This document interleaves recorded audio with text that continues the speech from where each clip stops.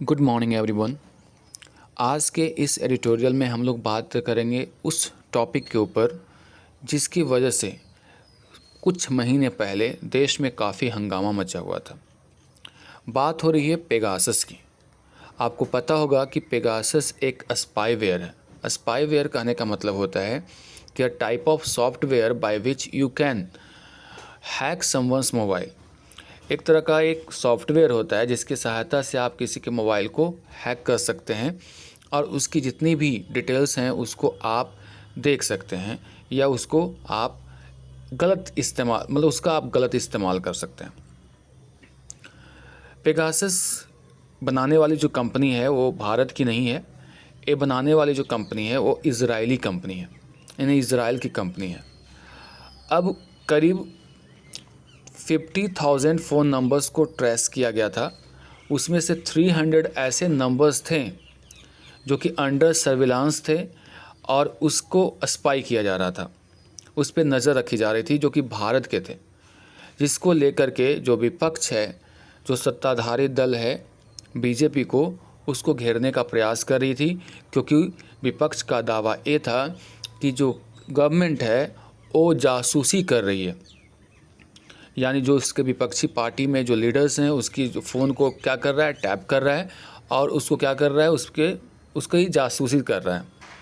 ये सारी बातें सामने आई थी। उसी के ऊपर एक कोर्ट में केस हुआ था। उसके बाद अभी एक समिति की गठन की गई है कोर्ट के द्वारा, और इसी के बारे में पूरा टॉपिक है। तो कॉन्टेक्स्ट आपको समझ में आ गया। अब समझते हैं कि क्या कहा गया है। A credible probe. प्रोब का मतलब होता है जांच। प्रोब स्टैंड्स फॉर जांच करना। क्रेडिबल का मतलब होता है विश्वसनीय, यानी एक विश्वसनीय जांच की बात हो रही है। किसके द्वारा जांच करने की बात हो रही है? तो सुप्रीम कोर्ट ने एक पैनल बनाया है। On supreme court's verdict on Pegasus row का मतलब के बारे में, यानी पेगासस के बारे में जो एक वर्डिक्ट आया है किसकी तरफ से? सुप्रीम कोर्ट तरफ से। उसके बारे में हम लोग इस एडिटोरियल में पढ़ेंगे, यानी उसकी चर्चा होगी और उसको हम लोग इवैल्यूएट करेंगे। कहा जा रहा है कि the centre must fully cooperate. Central government को पूरी तरह से कोऑपरेट करना चाहिए with the inquiry instituted by SC. एक इंक्वायरी गठित की गई है किसके द्वारा? सुप्रीम कोर्ट के द्वारा। उसमें जो सेंट्रल गवर्नमेंट है उसको पूरी तरह से कोऑपरेट करने की ज़रूरत है, यानी ज़रूर करना चाहिए। ऑन स्पाईवेयर यूज़, किस मामले पे? स्पाईवेयर, जैसा कि मैंने बताया कि एक सॉफ्टवेयर होता है जिसके माध्यम से आप किसी के कंप्यूटर, मोबाइल वगैरह को हैक कर सकते हैं। तो इस मामले में जो है सेंट्रल गवर्नमेंट को पूरी तरह से जो समिति बनाई गई है, कमेटी बनाई गई है सुप्रीम कोर्ट के द्वारा, उसको सहयोग करना चाहिए। ये बात कही गई यहाँ पे। आगे देखते हैं। The supreme court order. Supreme court की जो ऑर्डर है किस चीज़, क्या करने के लिए? Instituting an independent probe. Institute करना मतलब होता है इस्टेब्लिश करना। क्या? एक इंडिपेंडेंट मतलब स्वतंत्र, प्रोब मतलब जांच, यानी एक स्वतंत्र जांच हो into the possible use of Israeli software Pegasus. किसके ऊपर? संभावित जो use of Israeli software Pegasus, यानी पेगासस जो कि एक इजरायली सॉफ्टवेयर स्पाईवेयर है, उसके इस्तेमाल को लेकर के जो संभावनाएं हैं उसकी जांच करने के लिए एक समिति यानी एक इंडिपेंडेंट बॉडी बनाई गई है सुप्रीम कोर्ट के द्वारा।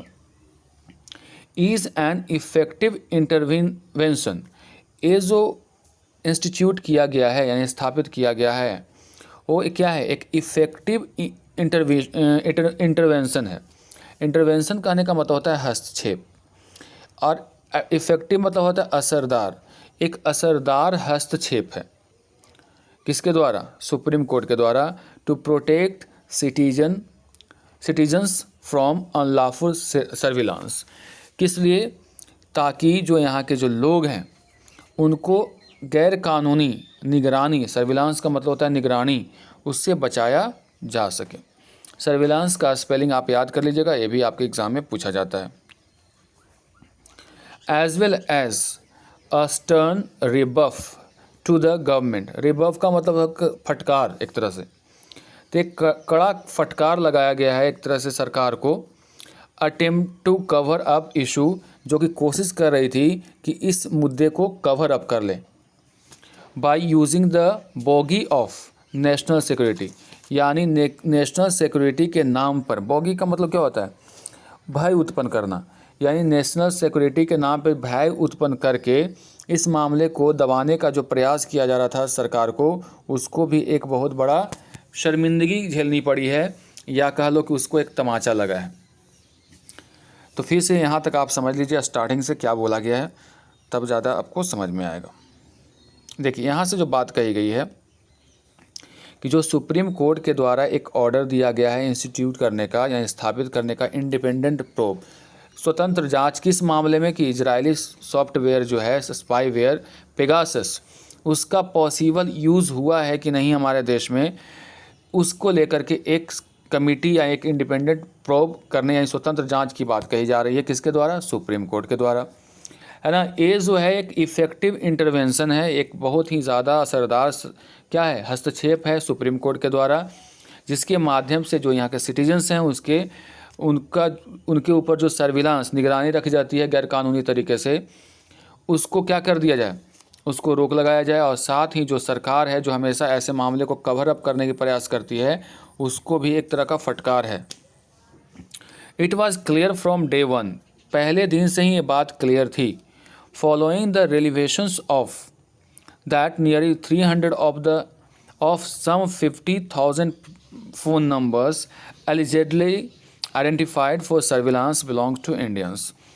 पहले दिन से ये बात स्पष्ट थी, क्लियर थी कि जो 300 जो आंकड़े दिए हुए हैं 50,000 फ़ोन नंबर्स में से कथित तौर पे, एलिजेडली का मतलब क्या होता है, कथित तौर पे 300 ऐसे नंबर्स थे जो कि इंडियंस थे, जिसको निगरानी यानी सर्विलांस पे रखा गया था, उसकी जासूसी हो रही थी।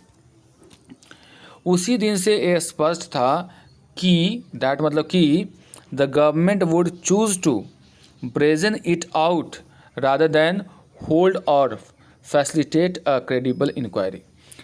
तो जिस दिन ये पता चला कि 50,000 फ़ोन नंबर्स में से 300 ऐसे फ़ोन नंबर्स थे जो भारतीय थे, जिसको सर्विलांस पे रखा गया था, तो ऐसी स्थिति में सरकार इसको क्या करेगी, ब्रेजन आउट करना, मतलब उसको क्या कर देना, नकार देना, बेशर्मी से उसको नकार देना, यानी उसको नकार देगी, उस पर लोड नहीं लेगी।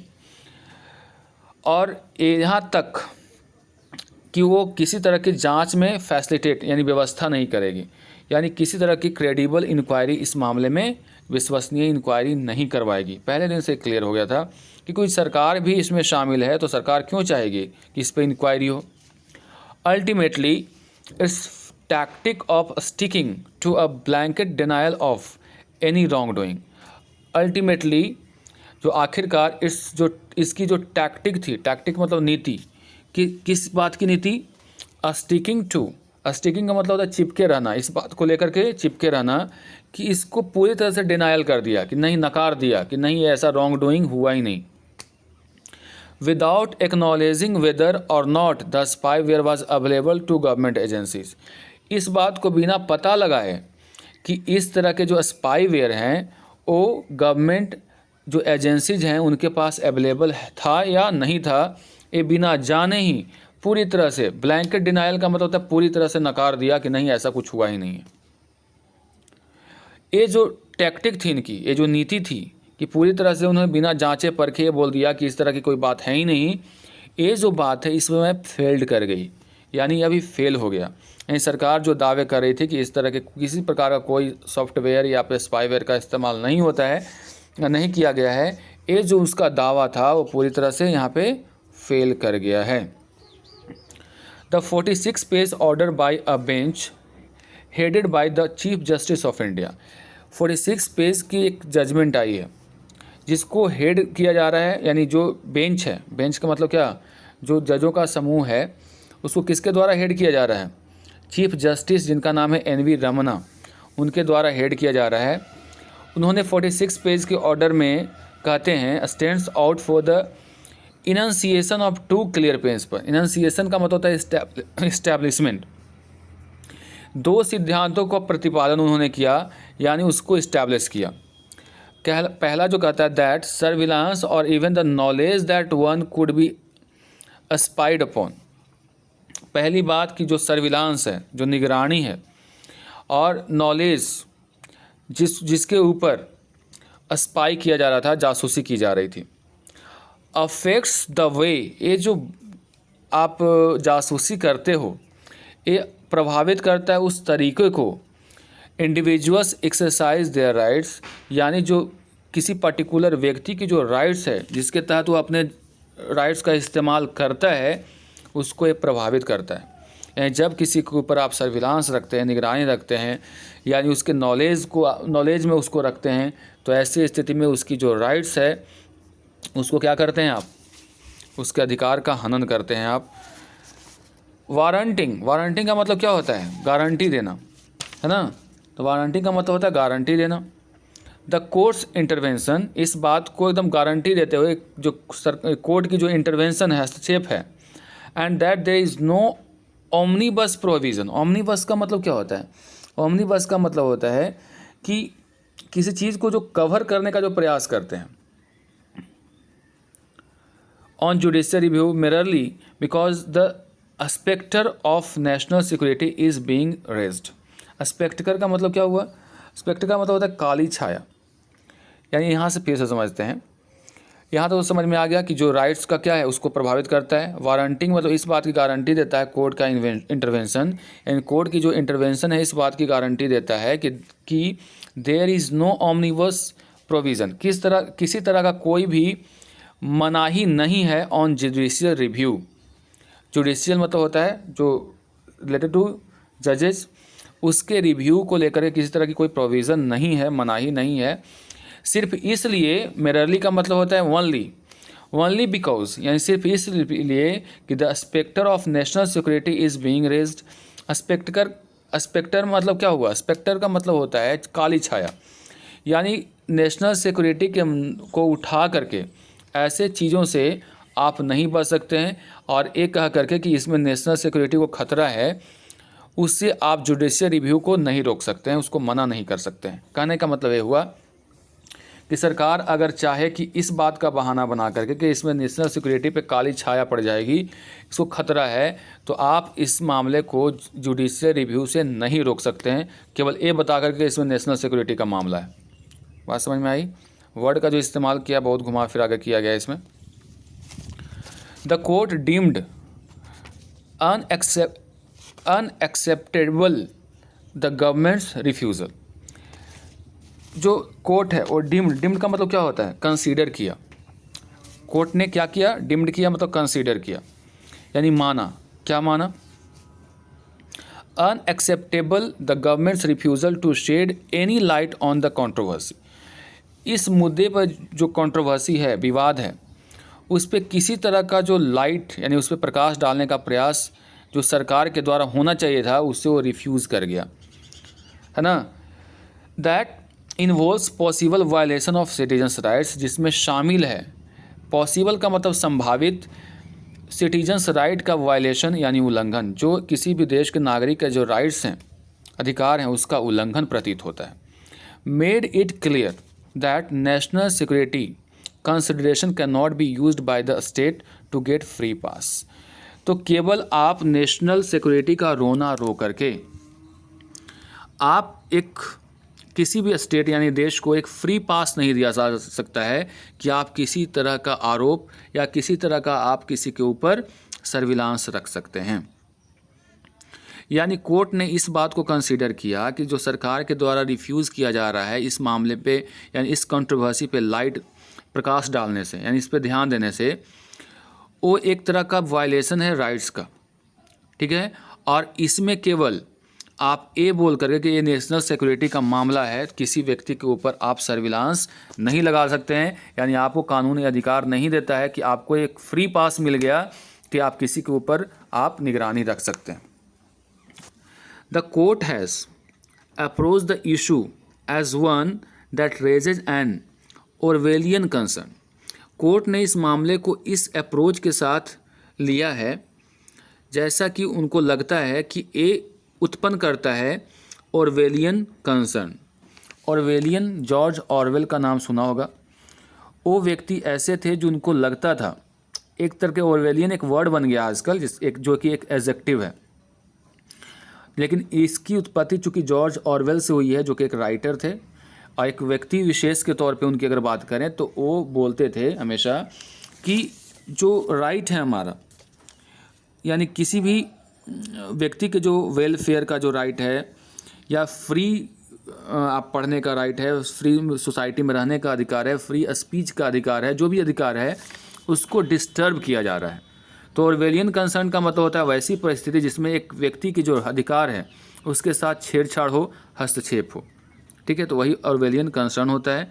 यानी जो व्यक्ति की जो राइट है, राइट टू स्टडी हो गया, राइट टू स्पीक हो गया, ये जो भी राइट्स हैं उसका अगर उल्लंघन हो तो उसको बोला जाता है Orwellian concern.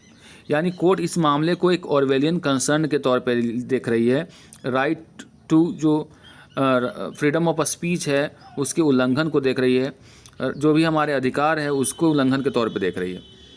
Recognising that intrusive surveillance not only violates the right to privacy, जो अगर इंट्रूसिव मतलब जो हुआ जानबूझ के जो आप सर्विलांस करते हैं, नज़र रखते हैं, न केवल आपके प्राइवेसी को यानी हमारी प्राइवेसी के जो अधिकार है उसका उल्लंघन है, but also has a chilling effect on the freedom of the press. इसमें जो ठंडा इफेक्ट पड़ता है किसके ऊपर? फ्रीडम ऑफ जो प्रेस है, यानी जो आप एक्सप्रेस करते हैं प्रेस के माध्यम से, उस पर भी बहुत ही ज़्यादा चिलिंग का मतलब होता है कठोर इफेक्ट पड़ता है। चिलिंग निगेटिव मीनिंग है, मतलब गलत इफेक्ट पड़ता है। यानी न केवल हमारे जो राइट्स का उल्लंघन है बल्कि जो प्रेस का, यानी प्रेस में क्या जो भी लिखने पढ़ने की जो स्वतंत्रता होती है, बोलने की स्वतंत्रता होती है किसी व्यक्ति के खिलाफ, उसको बोलते हैं, उसकी भी आप तौहीन कर रहे हैं, उल्लंघन कर रहे हैं। आगे पढ़ते हैं। व्हेन डैमनिंग रेलिवेशन, डैमनिंग का मतलब क्या होता है? डैम वर्ड का मतलब ही होता है घातक, गंदे के सेंस में आता है। तो घातक जो रिवेलेशंस हुआ, रिवेलेशंस का मतलब रिवेल करना, रिवेल का मतलब जो होता है सामने आना बात। इमर्ज दैट, इससे सामने क्या आया? इमर्ज मतलब सामने आता है। Many phones of journalists, activists and even doctors and court staff were targets of military grade spyware design not only to grab data but also take control of devices. अब देखिए ये जो रिवेलेशंस हुए, जो खुलासे हुए हैं, जो सामने आए हैं, उसमें ये पता चलता है कई जो जर्नलिस्ट थे, एक्टिविस्ट थे, डॉक्टर्स थे, कोर्ट स्टाफ थे, कई जो लोग थे इसमें जिनके फ़ोन नंबर को क्या किया जा रहा था, उसके ऊपर नज़र रखी जा रही थी। और न केवल नज़र रखी जा रही थी, वो ऐसा था कि उसमें पूरे डेटा को ग्रैब किया जा सकता था और साथ ही वो उस डिवाइस को अपने कंट्रोल में लिया जा सकता था। ये सारी चीज़ें हो रही थी। The government ought to have responded, और जब ये मामला आया तो सरकार को चाहिए था कि ऐसे मामले पर रिस्पॉन्ड करे, एज सम नेशंस डीड, जैसा कि कई देशों ने किया भी है, लेकिन भारत ने ऐसा नहीं किया।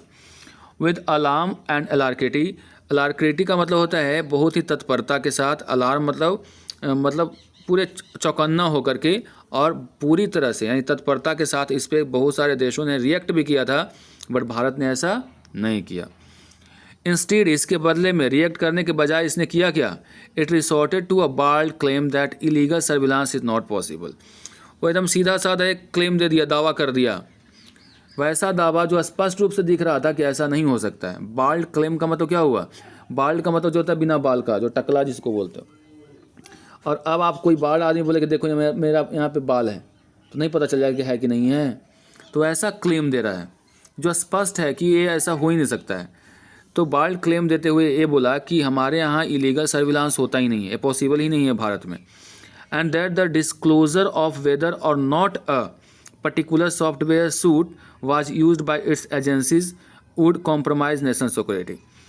और ये बिना जाने, ये बिना डिस्क्लोज किए हुए कि इनके एजेंसीज के द्वारा जो सॉफ्टवेयर सूट है, मतलब सॉफ्टवेयर प्रोग्राम्स का इस्तेमाल किया गया है या नहीं किया गया है नेशनल सिक्योरिटी को कॉम्प्रोमाइज़ करके,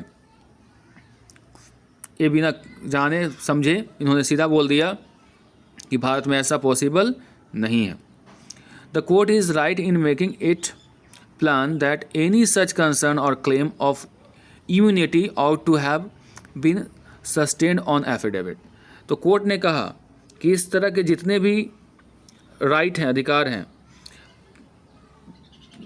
right it plain that any such concern, इस तरह के कोई भी चिंता है या कोई भी दावा है कि आप इम्यूनिटी मतलब सुरक्षा प्रदान करते हैं, इसको आप एक विधिवत सब्सटेंशिएटेड का मतलब होता है उसको पूरी तरह से सत्यापित करके एक एफिडेविट के माध्यम से आप उसको पेश कीजिए। यानी कोर्ट ने कहा कि ये जो भी आपका कहना है, जो भी चिंता है, जो भी क्लेम है, दावा है, आपको एकदम सत्यापित इसको करना होगा। व्हाट इज़ क्वाइट अपेलिंग, जो कि बहुत ज़्यादा कष्ट भरा है, भय से भरा हुआ है, वो ये है, अपेलिंग का मतलब भय से भरा हुआ, कष्टदायक भी कह सकते हो, that the government was unwilling, जो सरकार है खुद अनविलिंग है, even to disclose what action had been taken after it admitted in parliament in 2019 that it was aware of some WhatsApp users being targeted by Pegasus. ये बहुत ही ज़्यादा दुख वाली बात है या डर वाली बात है कह लो कि सरकार ने खुद इस बात को डिस्क्लोज किया था पार्लियामेंट में 2019 में कि कुछ ऐसे व्हाट्सएप हैं जो व्हाट्सएप यूजर्स हैं जिनको टारगेट किया जा रहा है पेगासस के द्वारा। ये जानने के बावजूद भी सरकार ने किसी प्रकार का एक्शन क्यों नहीं लिया, ये सोचने वाली बात है। Its offer of ordering an inquiry on its own has been rightly rejected by the court. इसने कहा कि वो एक तरह की अपने तरफ से इंक्वायरी करेगी इस मामले को लेकर के, उसको पूरी तरह से रिजेक्ट कर दिया गया कोर्ट के द्वारा। It would command little credibility, और कहा गया कि इसमें बहुत कम, न के बराबर निष्पक्षता या क्रेडिबिलिटी, विश्वसनीयता की बात होगी। अगर कोर्ट ने कहा कि अगर आपको ये दे दिया जाएगा मौका तो ज़रूरी नहीं है कि आप इसको क्रेडिबिलिटी के साथ इसको निभा पाएंगे, यानी विश्वसनीयता की इसमें कमी हो जाएगी, इसलिए आपको ऐसा करने की ज़रूरत नहीं है। कोर्ट ने खुद बोला कि मैं ही बनाऊंगा panel. The court supervised panel appears to have the required expertise and independence. Court ने कि जो सुपरवाइज्ड पैनल है उसने ऐसा माना या उसे प्रतीत होता है कि वो ऐसा कुछ पैनल चाहता है कि जो इसमें एक्सपर्टीज़ हो। एक्सपर्टीज़ का मतलब होता है उस मामले के जानकार हो और इंडिपेंडेंट हो, बॉडी हो, यानी किसी के दबाव में काम करने वाला हो। But its success in unravelling the truth में depend on how much information it can extract from the government. लेकिन जो ट्रूथ का जो पर्दाफाश होगा, सामने आएगा, वो ये डिपेंड करेगा कि कितना आप इन्फॉर्मेशन निकलवा पाते हैं। एक्सट्रैक्ट मतलब निकालना, सरकार से और इसकी एजेंसीज से। यानी जो भी पैनल बनाया गया सुप्रीम कोर्ट के द्वारा, तो इसमें इस बात की ज़रूरत होगी कि वो कितना सरकार से इन्फॉर्मेशन ले पाती है और कितना इसके एजेंसी से अपना इन्फॉर्मेशन प्राप्त करेगी, तभी इसका सक्सेस और फेलियर डिपेंड करेगा। फॉर इट्स पार्ट, अपने हक के लिए, the government would do well to depart from its record of obfuscation. Obfuscation का मतलब क्या होता है? ऑफस्केशन का मतलब होता है जो अपने घबराहट है और इसकी जो स्टोन वॉलिंग है। स्टोन वॉलिंग का मतलब क्या होता है? किसी चीज़ को करने से रोकना। स्टोन वॉल बना दे तो रोकेंगे ना, तो इसकी जो मंशा शुरू से रही है, अपने आप को दूर रखता है इस सब चीज़ों से। तो यहाँ पे आपको इंक्वायरी जो होनी है उसमें सरकार को क्या करना चाहिए? कोऑपरेट करना चाहिए।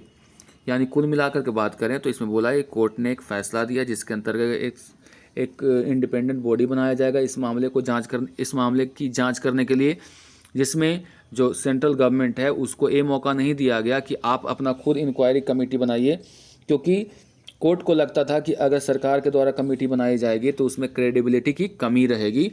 ऐसी स्थिति में सुप्रीम कोर्ट ने खुद बोला कि इसकी निष्पक्ष जांच मेरे द्वारा, मतलब हम लोग के द्वारा जो डिसाइडेड पैनल है उसके द्वारा किया जाएगा। अब सरकार को बस इतना करना है कि आप इसमें कोऑपरेट कीजिए, सहयोग कीजिए, और ज़्यादा कुछ नहीं चाहिए। इस तरह से आज का एडिटोरियल यहीं पे समाप्त करते हैं। पढ़िए और समझिए और इससे रिलेटेड जो भी वर्ड्स हैं उसको याद कीजिए।